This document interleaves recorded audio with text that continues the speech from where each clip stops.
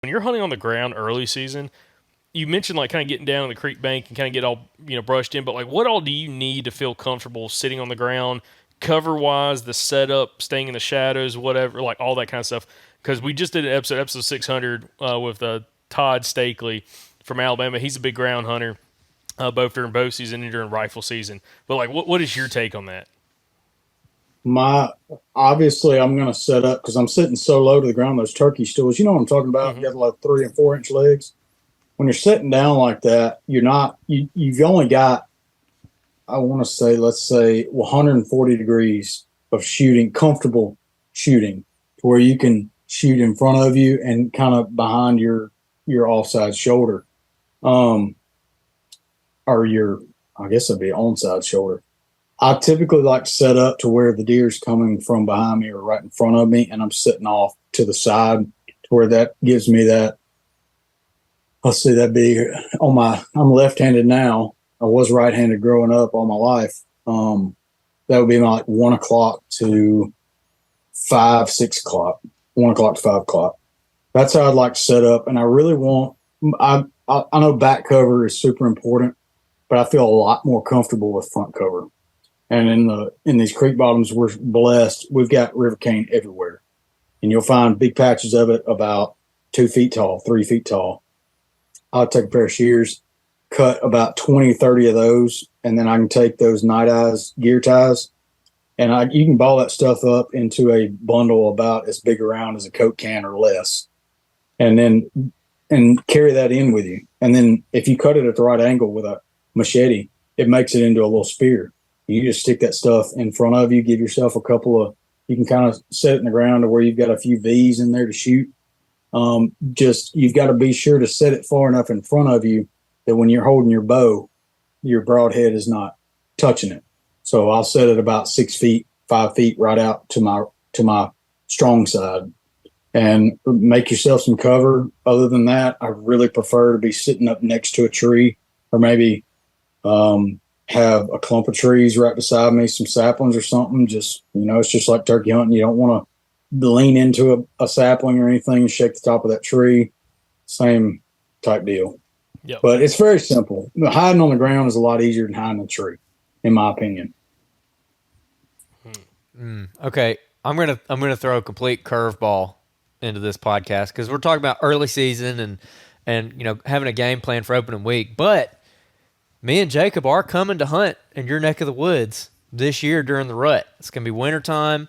Never been there before. We might be able to come and scout it depending on if we go do some podcasts over there, but I don't think we're going to get a scouting trip beforehand.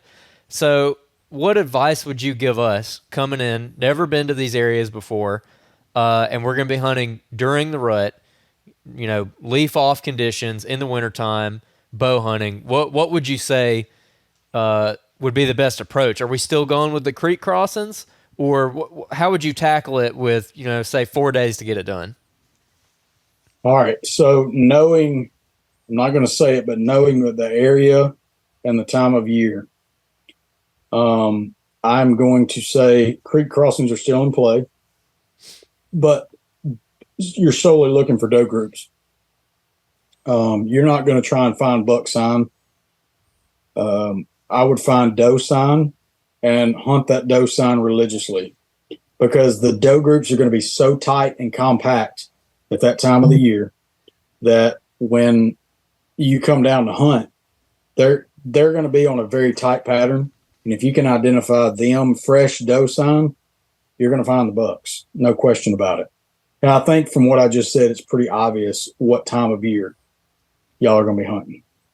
So, that now the one thing, the area y'all are hunting that you're going to run into is very little cover, aside from cane breaks, briar thickets and stuff like that. And even briar thickets that time of year are not going to give you much cover.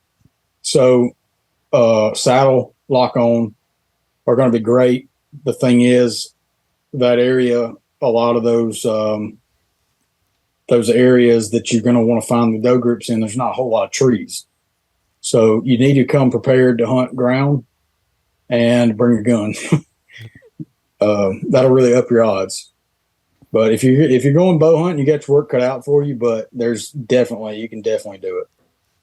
So for doe sign, are you talking feed sign? Or are you talking tracks? Like what Lots, specifically when it comes to doe sign? lots of tracks.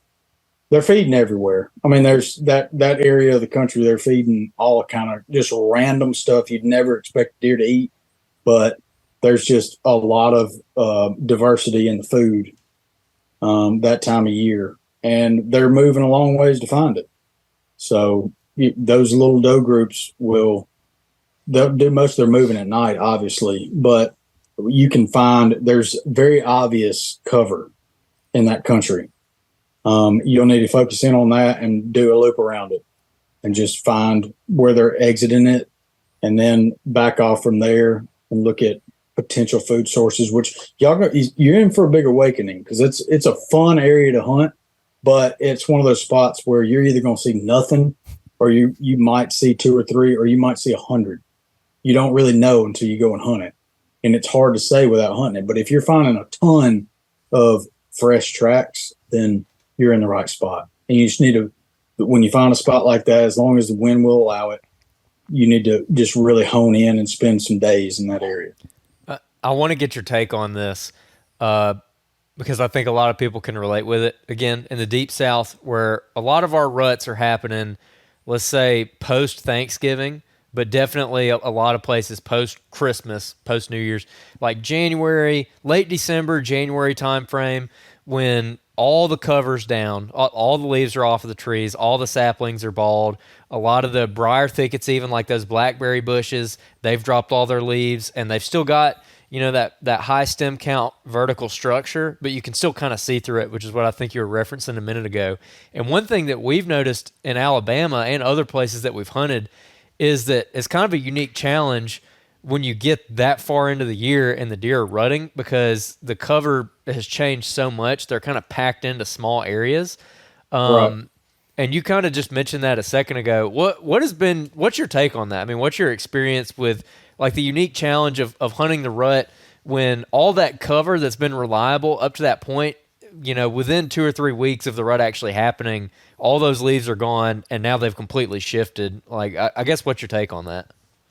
It's a really good time to throw you a water bottle in your pocket and just go for a walk and find, especially like a couple days after a big heavy rain, and if you can identify a bunch of like hot crossings or trails, then you've pretty much located all the deer in that area because they yard up in those last few blocks of cover.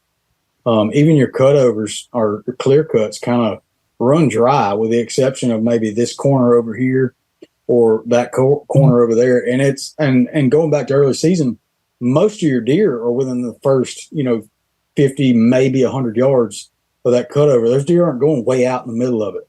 They're all going to be right there on the edges around it. But that particular time of year you're talking about, it's all fresh sign based. I mean, if you've got, let's say 2 days after a rain and you come in and you've got just a ton of tracks exiting a certain spot, that's a really good spot or to try in the near future. They're a lot less spread out that time of year. They become a lot more friendly, especially the does. You might still have the competition between the doe groups, but they understand somehow in their little simple brains that if we all three doe groups get in here, one doe group will be dominant and they'll come out and they'll get food first, but there's two more. And those bucks somehow, whether it's just trafficking around them or what, they figure out where all those does are and they're not far off. So yeah, I mean, I don't know if that answered your question, but Yeah, no, definitely. And another thing too is just the buck sign that time of year you mentioned is you go in there and you can kind of get caught up on that buck sign and get distracted by it because these bucks have been laying down sign for months at that point. yeah, I mean, ever since they shed velvet, they've been rubbing, they've been scraping and doing all the things, and it intensifies leading up to the rut. But I think you make a really good point about just focusing in on the doe specifically, so you're not hunting that sign that looks really good, but maybe it's dead. I mean, I don't know. It sounds like you maybe been burned on that in the past. I know I have. How did you kind of come to that conclusion? Like, what led you to figure that out?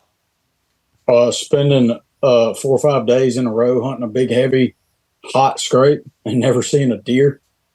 It's funny how like you'll find a hot scrape, and right about the time it gets hot, it goes completely dead because you found it, and the rut is rocking, and those deer do not care anything about a scrape anymore. I like scrapes pre-rut, but rut and even post-rut, I don't put a whole lot of, that buck may come by it after the rut's over just to check it and work it, but he's not going to hit it every day generally. Now, there are some. There's a caveat to everything with deer because they're individuals, But buck sign doesn't mean a whole lot to me. Unless it's on a food source that the does are hitting. If the does are hitting it, and there's a bunch of those little scrapes about this big around, maybe a little bit bigger, they just look like they hit it 3 times with their paw and didn't hardly even break a limb. That means absolutely zilch to me. Couldn't care less about it. It just tells me a buck was here at some point. But like I said, there's a spot where those does are hitting, and there's a ton of crap all over the place from a bunch of deer. That tells you that was a doe group. And if there's a doe group there, then there's going to be bucks there because it's that time of year.